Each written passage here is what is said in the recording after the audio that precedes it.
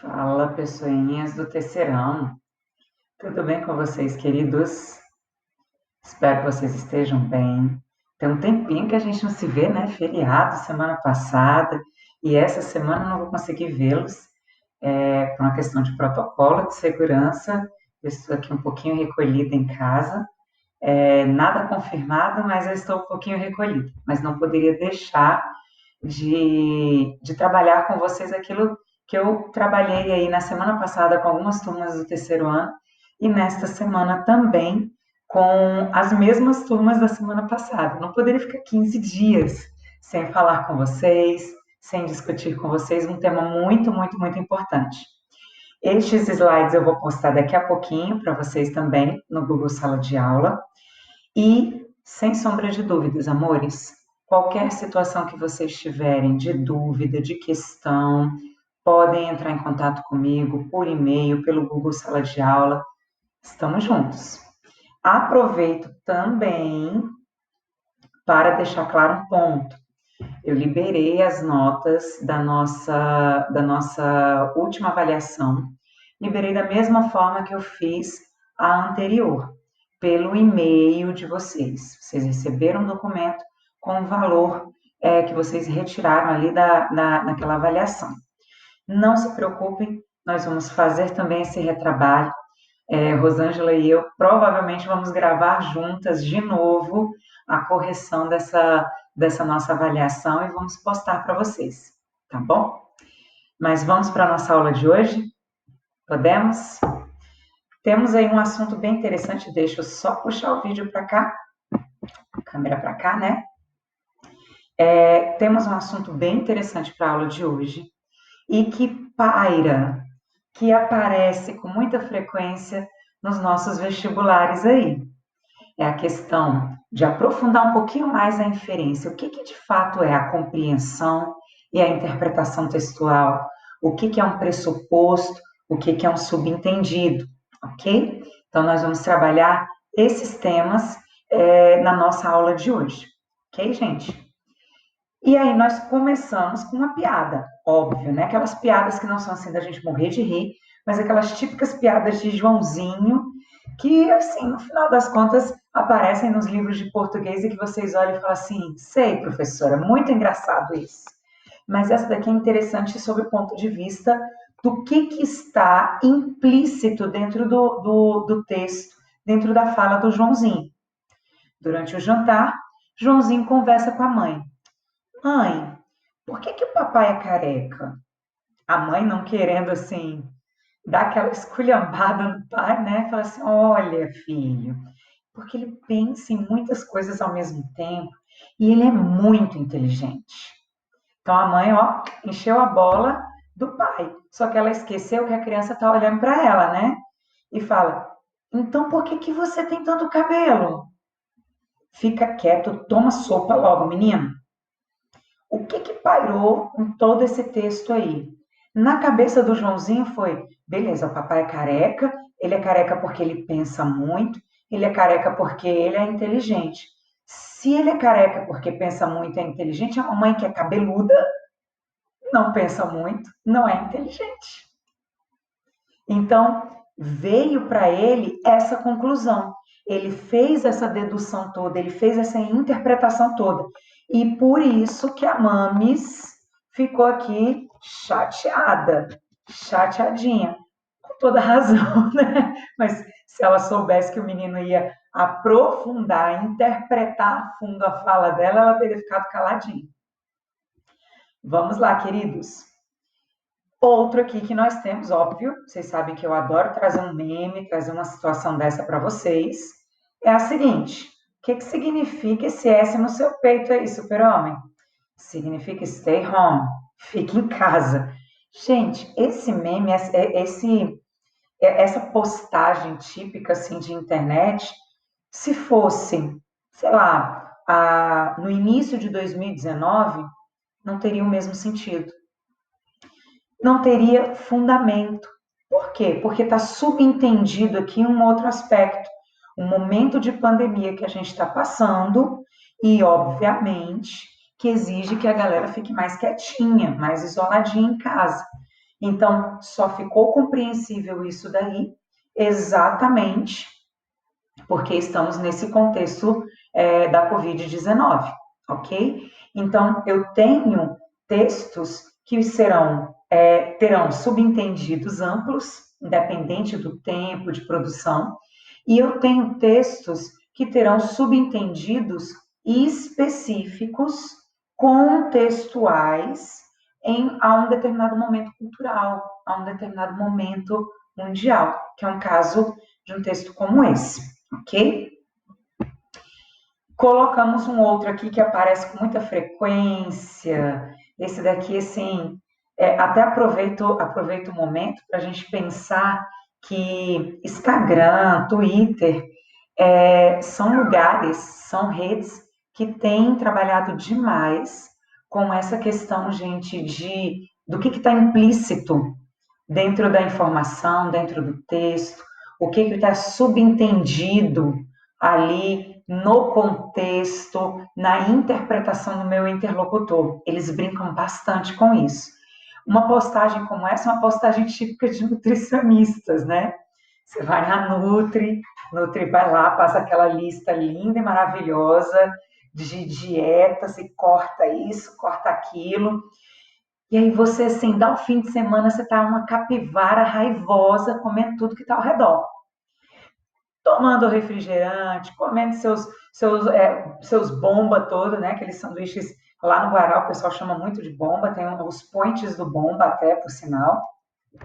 Minha época de adolescência, literalmente, no século passado, era esse o nosso point de encontro, vamos no bomba. E aí chega a segunda-feira, você vai lá na sua Nutri e fala: tenho certeza que eu não emagreço por conta de tanto estresse, de tanto cortisol, então assim, meu organismo não entende a dieta. E a Nutri tá assim: imagina o estresse. E na sua cabeça tá assim: tomara que ela não pense que eu tô fugindo da dieta. Olha o motivo do estresse aqui, gente.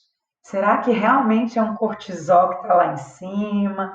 Ou será que o motivo é aquela capivara raivosa que toma posse do seu corpo no fim de semana e você esquece e come como se não houvesse amanhã, né? Então, olha o estresse que está aí por trás. Essas postagens eu acho assim, fenomenais em rede social. E aí é legal vocês pegarem postagens de dermatologistas, nutricionistas, educador físico. Educador físico é fantástico. Os coaches, não é mais personal, é coach, né? Vamos colocar assim.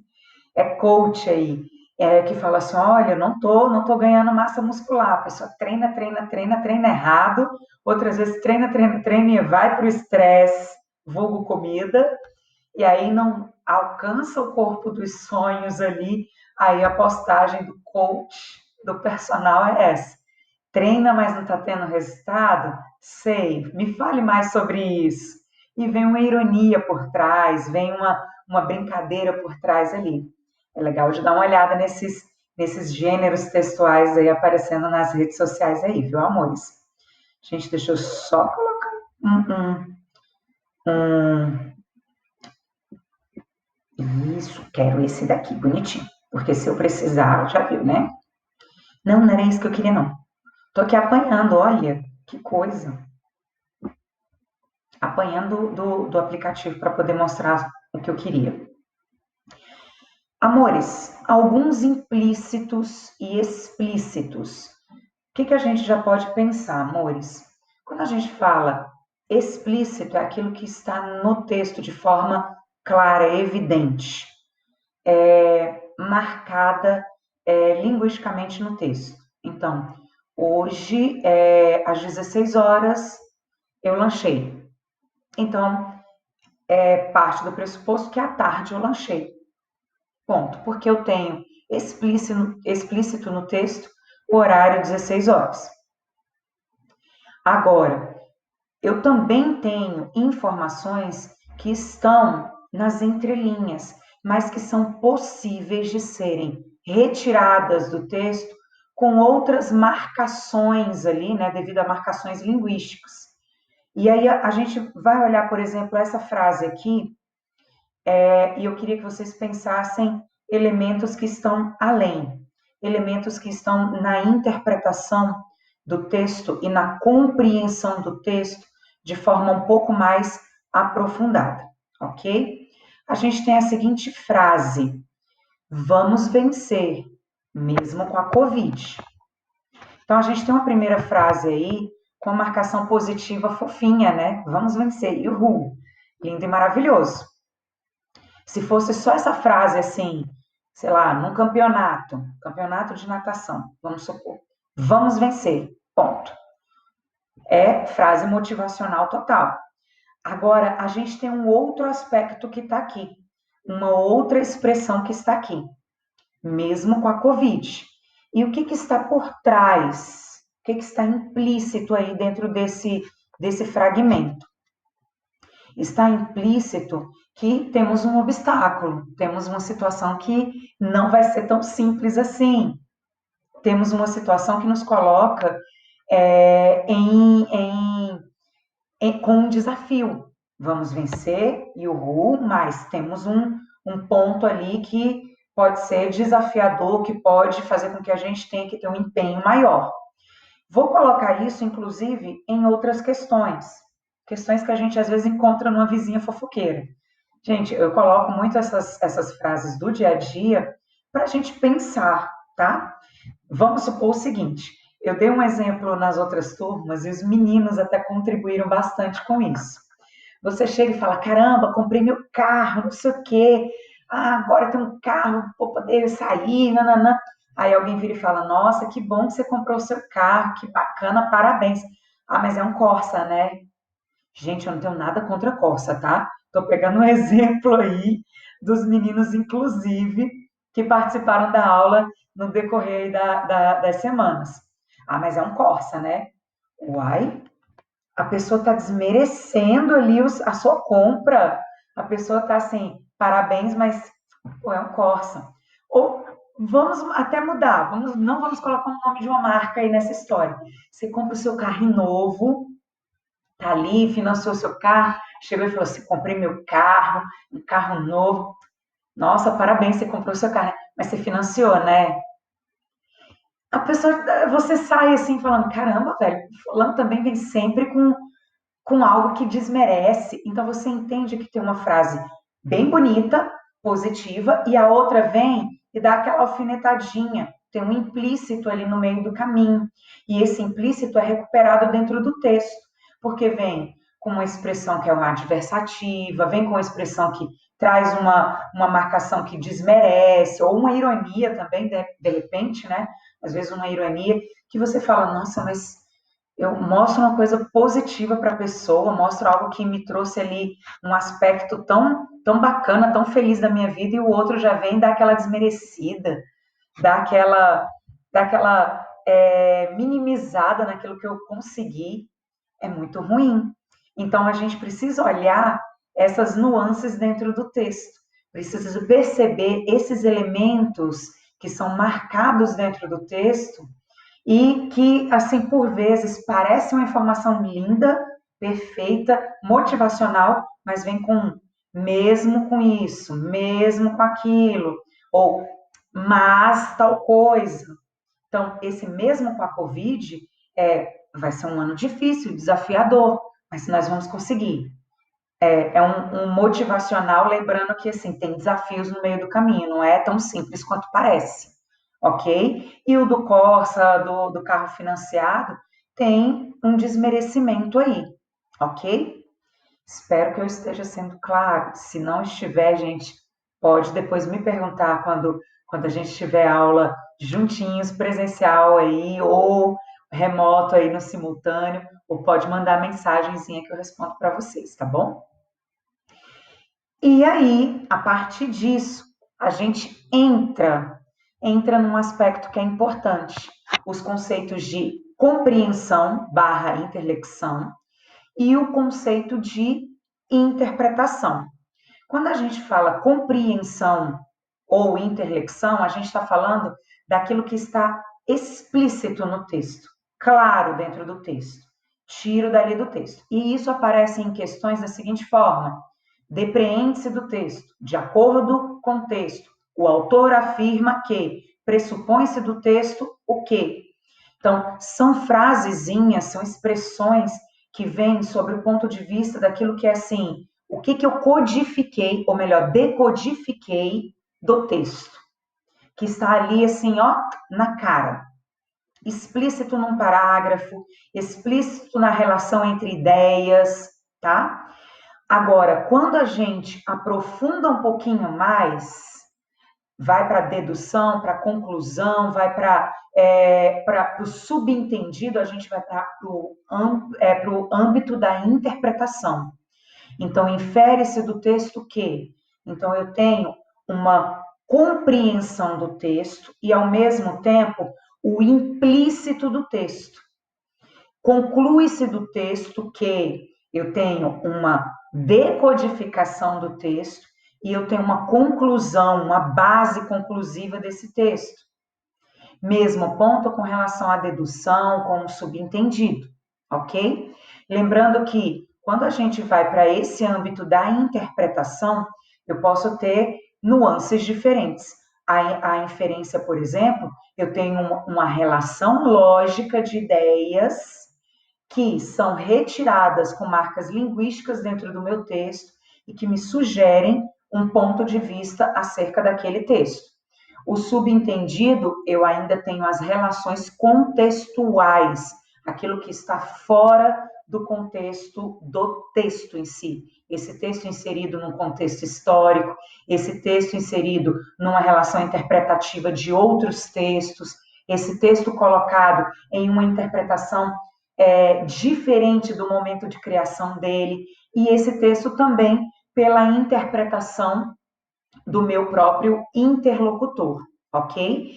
Então, quando eu olho os níveis de leitura de um texto ele pode ser decodificado, compreendido e não necessariamente interpretado. Agora, para eu interpretar, eu preciso compreender. Eu decodifico o texto, eu vejo quais são as informações principais, eu vejo o que o autor afirma, eu vejo quais são os pressupostos, a linha de argumentação, a linha de raciocínio do autor. Quando eu vou para a interpretação, eu vejo os implícitos, eu vejo os subentendidos dentro do texto. Importante ressaltar aqui, amores, nós temos níveis aí nesse processo de interpretação também, tá? Esses processos aí, esses níveis aí de interpretação podem ser olhados sob o ponto de vista da extrapolação, podem ser olhados sob o ponto de vista da redução e também da contradição. Nossa, voltar. Pronto, voltamos. Amores, na nossa primeira aula de inferência, eu coloquei uma obra do Degas para vocês, aquele quadro O Absinto. Lembram-se? Está lá na Geek. Lá no quadro nós tínhamos um casal assim meio borocochô com aquele olhar distante, aquelas cores amareladas e tudo mais. E alguns de vocês olharam e falaram assim, eles estão brigados. Olha, aquilo ali eles brigaram, tenho certeza, tá vendo que eles nem se olham? Ninguém parou. Aí a gente olha para o quadro e fala, que referências, que elementos ali naquele quadro me comprovam que eles brigaram. Não tinha. Aí a gente olha o título do quadro, a época de publicação, o ambiente que eles estavam, faz essas relações todas e não tinha nenhuma marcação de que eles haviam brigado. Então, o que a gente tem ali? Uma extrapolação da informação. Eu olhei aquele quadro e eu interpretei aquele quadro sobre o meu ponto de vista subjetivo, pessoal. Então, eu fiz uma extrapolação. Redução, amores. Acontece demais da gente encontrar uma redução, principalmente em manchete, em Twitter, porque a gente tem caracteres ali, até a nossa escolha lexical para poder colocar ali uma informação, alguma coisa assim, precisa ser pensada para não reduzir a informação original. Eu vou dar o mesmo exemplo que eu dei nas demais turmas. Recentemente, a gente teve um caso de feminicídio aqui no Distrito Federal que foi bem polêmico. foi de uma radialista, moradora da Samambaia, e o namorado, o companheiro dela, estrangulou. Estrangulou? Sim, estrangulou. Então, ele entrou no prédio onde ela morava, entrou no apartamento e a estrangulou. Agora ele já está preso e tudo mais, né? E já havia casos de agressão dele com outras pessoas, homens e mulheres, inclusive. Então, assim, era uma situação bem complicada. E no meio do contexto, foram dadas algumas informações na imprensa, em que ela, por exemplo, havia tido um aborto espontâneo 4 meses antes do crime, né, contra ela. A galera foi juntando e reduzindo informação e tentando colocar todas as informações em uma só, a ponto de construir a seguinte manchete: após aborto, companheiro estrangula radialista. Aí você olha e fala assim, oxe, ela então foi morta, o que já é crime, independente de tentar colocar como uma estrutura de justificativa aí. Então ela foi morta porque ela abortou, mas ela não abortou há 4 meses, então ele matou agora? Como assim? Ou então ela cometeu o aborto. Então fica ali uma redução de duas informações no meio do caminho. Pode acontecer de haver uma redução somente de uma informação. A informação tem mais elementos, você simplesmente conta parte dos fatos. Só isso. Você não conta toda a história, você conta só uma parte dos fatos. Também é uma redução, ok? E tem um outro ponto que eu queria que a gente pensasse em conjunto aqui, meus amores, que é a questão da contradição. Eu quero pensar essa contradição com um cuidado que a gente tem que ter. Pensemos agora em língua portuguesa, podemos comparar inclusive com outros idiomas aí. Com o uso, por exemplo, da palavra pode e com o uso da palavra não. Gente, em língua portuguesa é tão comum a gente usar o não duas vezes dentro de uma frase para poder dar ênfase a uma negativa. Não sei se vocês já repararam isso. Você vira e fala assim, diálogo, né? Fala, fulano, você quer bolo? Não, não quero. Você colocou dois nãos.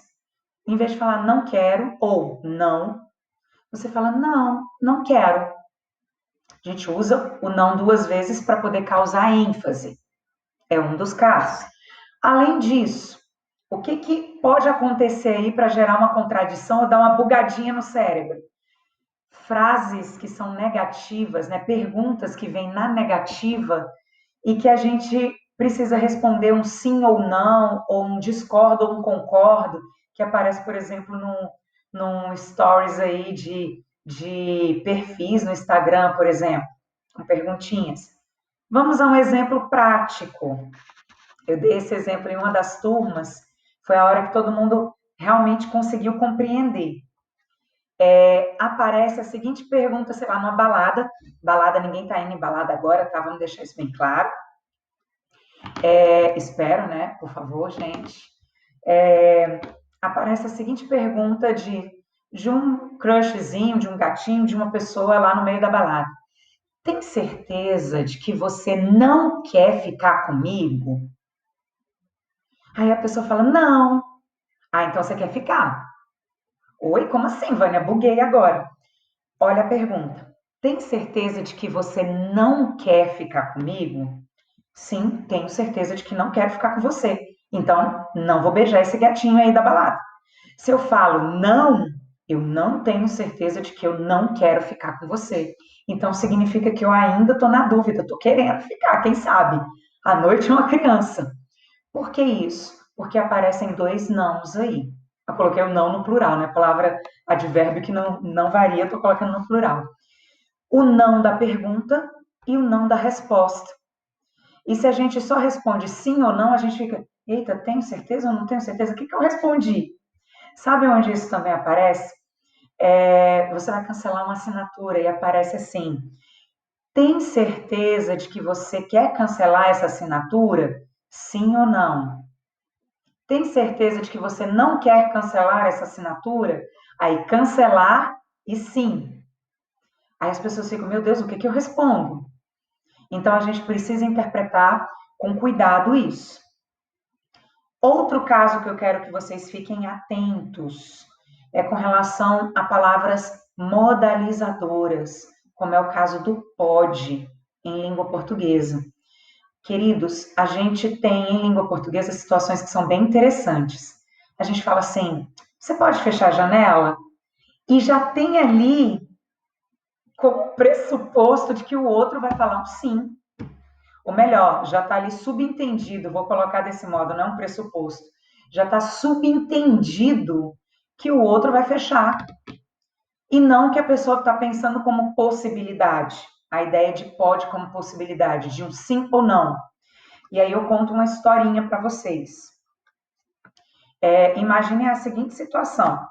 Você está em um outro país, você está falando um outro idioma, só que você pega a sua língua materna, português do Brasil, e você vai falar, traduzir isso para um inglês. E aí você pergunta para a pessoa se ela pode, sei lá, te ajudar a colocar a mala no bagageiro, né? Aí a pessoa responde, não, e continua lendo um livro. Ela está errada? Não, você perguntou se ela podia. Ela respondeu, não, não posso. Simples assim. Você não pediu ajuda. Você não falou, me ajuda a colocar isso, por favor, no bagageiro. Você não fez isso. Então, na nossa língua, essa expressão, você pode fechar a janela? Posso ir ao banheiro, prof? Vocês já levantam assim. Posso ir ao banheiro, professor? Já indo com a sua garrafinha, né?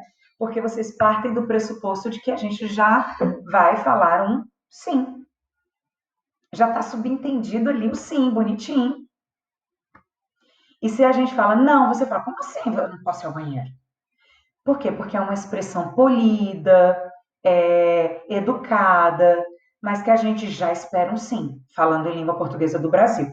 Português de Portugal já é um pouquinho diferente nesse sentido, tá? Tem algo mais literal ali que é cultural, inclusive, ok? Queridos, vamos lá. Olha aqui uma expressão cultural bem interessante para a gente pensar. Confia, essa expressão está aparecendo muito no dia a dia. Confia no pai. Meu Deus do céu, gente, isso é muito cultural. Isso é muito cultural e contextual, né? Porque antigamente você usava o confia no sentido, não, vai dar tudo certo mesmo, confia, tenha fé, sabe? Aquela coisa desse gênero. Hoje em dia você fala um confia, vem uma ironia colada ali, você fala, deu ruim. Olha a conversa de WhatsApp. Pena que você é golpe, né? Não sou não, vida. Olha a ênfase do não aí. Contigo não. KKKKK. Ou seja, eu fui golpe com todo mundo. Com você não.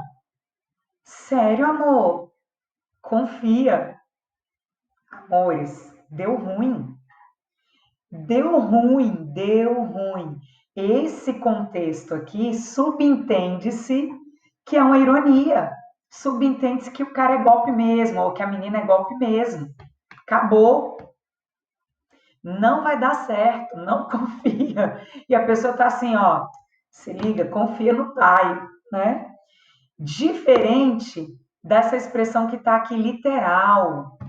A gente tinha muito do uso dessa história de cavalo para poder falar que a pessoa era grosseira ou para falar que a pessoa estava fazendo um esforço gigantesco ou para poder trazer uma hipérbole, né? um exagero para o contexto. Nossa, por você eu vou até de cavalo só para te ver.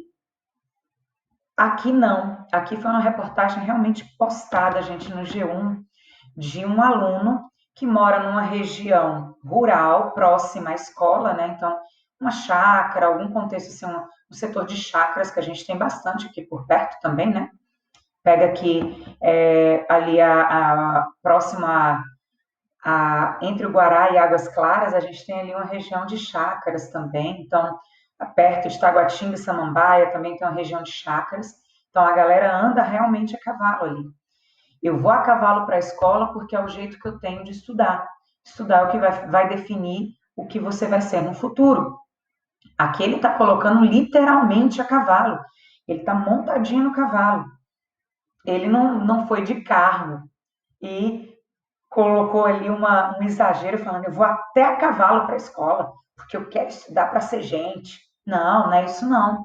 Ele literalmente vai a cavalo para a escola para poder buscar as atividades dele, que escola pública tá, então assim, buscar as atividades ali para ele fazer de modo remoto.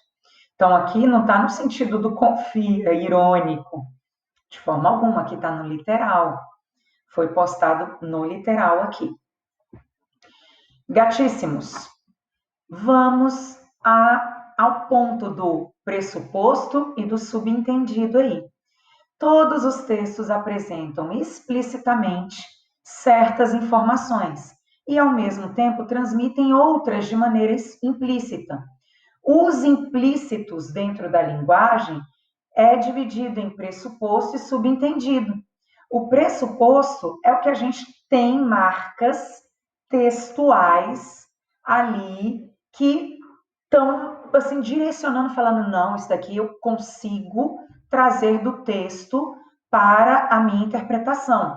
O subentendido já vai para um contexto cultural, para um contexto temporal, para uma interpretação subjetiva. Então, eles vão se dividir nesses dois aspectos.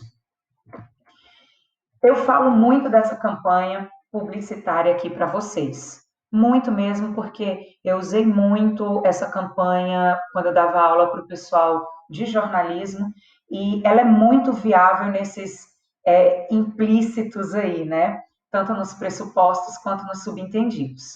Bebeu e está dirigindo?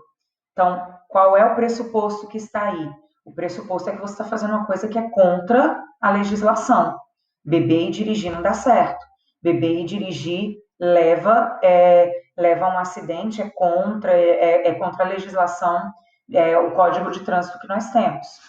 Desculpa a intimidade, mas a viúva é bonita? Aí o que está subentendido? Que você vai sofrer um acidente, vai morrer e que a sua viúva não vai ficar solteira durante muito tempo. Eu vou lá dar em cima dela. Simples assim. Eu tenho implícitos aí em duas categorias, o do pressuposto e o do subentendido. Do pressuposto é que você está cometendo uma infração ao código de trânsito e que você vai sofrer um acidente com isso. Você tem grandes chances de sofrer um acidente. E o subentendido aí é que a sua companheira não vai ficar tanto tempo solteira, porque já que você vai morrer e ela é bonita, tô aqui na área, nós na fita, ok? Outro que eu gosto pra caramba, eu tentando explicar para o limite de cartão de crédito, que na verdade eu sou rico, só não tenho dinheiro em conta. Então, olha que a carinha de sofrência da pessoa. Amores, qual é o pressuposto? A pessoa já extrapolou aí o que podia gastar do limite do cartão de crédito. O cartão de crédito já olhou e falou assim: oi, amiguinho já era, deu ruim, não queira comprar mais brusinha, não queira comprar aquele jogo carésimo na internet, nada disso. E o subentendido aí no meio do caminho, o ser humano é mega consumista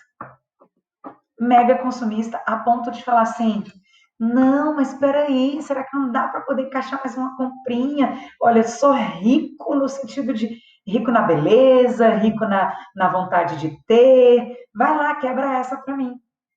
Então eu tenho vários subentendidos aí nessa história. A pessoa aí já está devendo até a vida, né? Nesse sentido. Vamos lá, amores. Vamos pensar alguns pressupostos aqui. Só beber uma aguinha, por favor, né?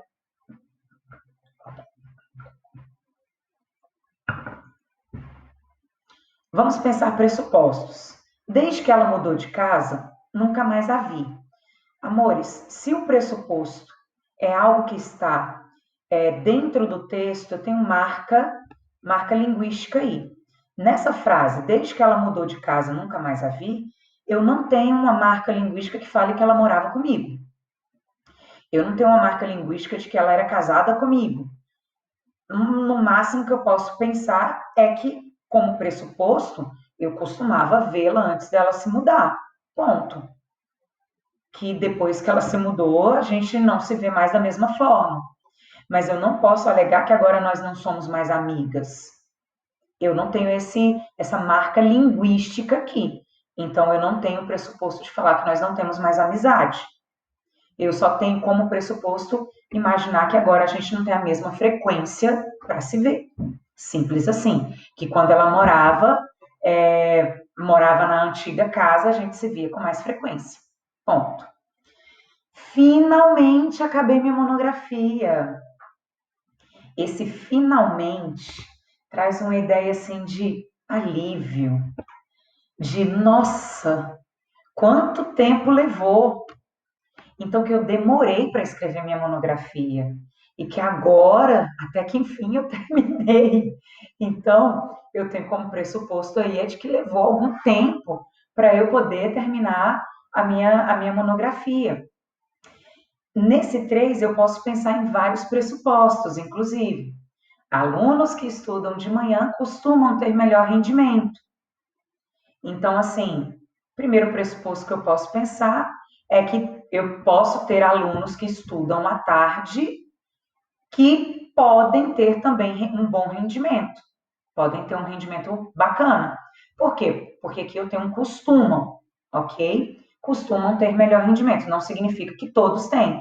E que também existem alunos que estudam de manhã que não têm um rendimento como deveria, ok? Posso pensar assim, por quê? Porque eu tenho esse costumam aqui no meio do caminho. Posso pensar, inclusive, em uma outra situação que é simples. Há alunos que não estudam de manhã.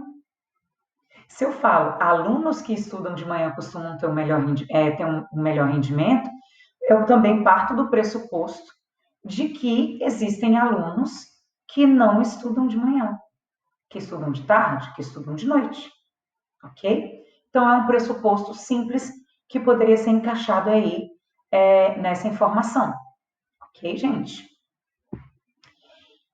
Pressupostos, gente, são ideias não expressas assim de forma clara. Elas estão assim, ó, nas entrelinhas do texto, mas elas estão ali evidenciadas. Então, são informações que não tem como a gente negar, porque tem marcas linguísticas ali que denotam isso, ok? E que marcas linguísticas são essas? Algum tipo de verbos para implicar continuidade, finalidade, implicação. Então, assim, acabei de comprar uma blusa. Significa que eu não tinha, por exemplo, eu tenho como pressuposto que antes eu não tinha comprado nada, que eu acabei de gastar algum dinheiro para comprar um objeto. Parei de beber, então eu tenho como pressuposto que antes eu bebia algo alcoólico e que a partir daquele momento não bebo mais, ok? Continuei a dieta firmemente, assim, ó. Então, continuei a dieta significa que eu tenho dado ali prosseguimento, eu tenho tempo. Estava fazendo dieta antes, continuo fazendo a dieta agora e tenho um projeto de continuar a minha dieta. Amanhã vou começar a dieta da lua. Ponto. Então, esse vou começar traz uma ideia de mudança aí. Então, é algo que de uma ação diferente da que eu fazia anteriormente, que até ontem, até hoje, melhor dizendo, né, porque eu falei que eu vou começar amanhã, até hoje eu estava fazendo qualquer outra dieta, não a da lua. A da lua eu vou começar a partir de amanhã, ok? Gente, nem sei se existe dieta da lua, tá? Só estou dizendo aqui, assim, tipo, uma dieta qualquer, uma expressão qualquer, pelo amor de Deus. Advérbios, amores, muitas vezes a gente olha para advérbios pensando somente como palavras gramaticais. Advérbios são marcas mega, mega importantes semânticas dentro do texto, ok? Então, quando você usa marcações temporais como antes, durante, depois, a gente tem, por exemplo, para narrativa, uma construção imensa de processo da narrativa, né, de verossemelhança, do desenvolvimento do enredo. Quando você usa um felizmente, ele está bem, eu tenho ali uma marca registrada, um pressuposto ali registrado de que eu faço jus, assim, tenho boas vibrações para aquela pessoa. Infelizmente, ele não desmarcou a prova. Então, eu tenho uma marcaçãozinha ali do tipo, nossa, putz, podia ter desmarcado a prova. O ainda, que a gente usa muito nas nossas redações para trazer continuidade. Então, assim, colocam, é importante ressaltar que tal objeto, tal situação tem sido um problema para a sociedade brasileira. Também, também aí nessa história também encaixa, né? Mas assim, é importante ressaltar ainda, então traz uma ideia de continuidade, de acréscimo, viável dentro do nosso texto dissertativo argumentativo. Pronomes relativos. Amores, muito cuidado com orações subordinadas adjetivas. Restritivas, explicativas. As explicativas, elas trazem algo que é, assim, inerente. Agora, a restritiva não. Quando eu falo alunos que estudam pela manhã costumam ter melhor rendimento, é restrito. Então, eu tenho aí a ideia, por isso que a gente tem o pressuposto de que há alunos que estudam à tarde. Porque se eu tivesse colocado como explicativa aquela oração, eu partiria do pressuposto de que não tinha alunos estudando à tarde. Porque seria uma explicativa. Alunos que estudam pela manhã costumam ter bom rendimento. Então, parte do pressuposto que todos estudam pela manhã, se eu colocasse como explicativo, ok? Mas ali era uma restritiva. Por isso que a gente teve o pressuposto de que há alunos que não estudam pela manhã, que podem estudar à tarde, que podem estudar à noite. E também locuções, que indicam circunstâncias, que indicam situações de causa e consequência. Por exemplo, depois que ele chegou, o problema foi resolvido rapidamente. Então, antes estava todo mundo batendo cabeça para resolver.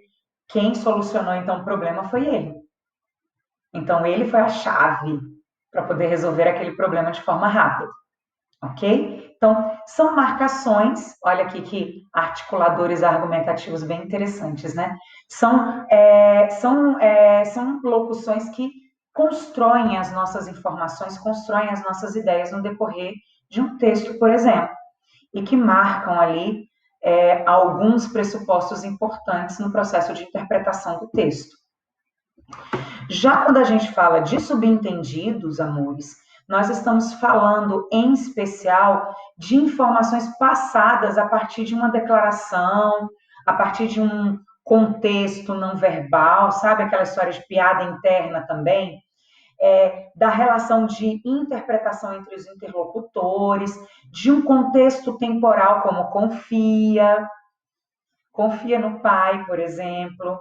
Então, a gente tem aí elementos que estão além das marcas linguísticas, principalmente, né? Vamos pensar assim, eles são contextuais, contextuais no ato da comunicação.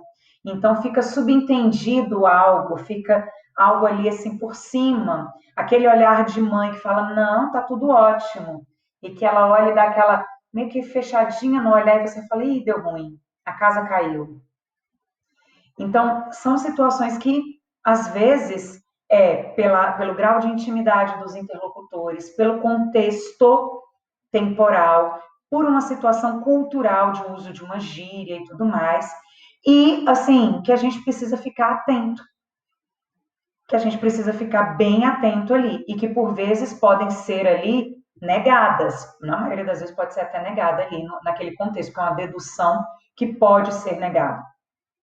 Então, a gente não tem uma marca linguística específica, é deduzido no contexto comunicacional e os destinatários, os interlocutores, têm um conhecimento de mundo para aquilo. Então, eu posso ter uma extrapolação aqui no subentendido, por exemplo, tá? E assim, podem ser falsos ou verdadeiros, podem ser negados por alguém. Então, se você usa, por exemplo, o joinha no WhatsApp, o joinha para mim no WhatsApp é sempre irônico. Quando eu ponho o joinha no WhatsApp é ironia. Mas para o meu pai, não. Para o meu pai, quando ele põe um joinha, é do tipo, tá tudo bem. Eu falo, e aí, tá tudo bem? Ele põe um joinha.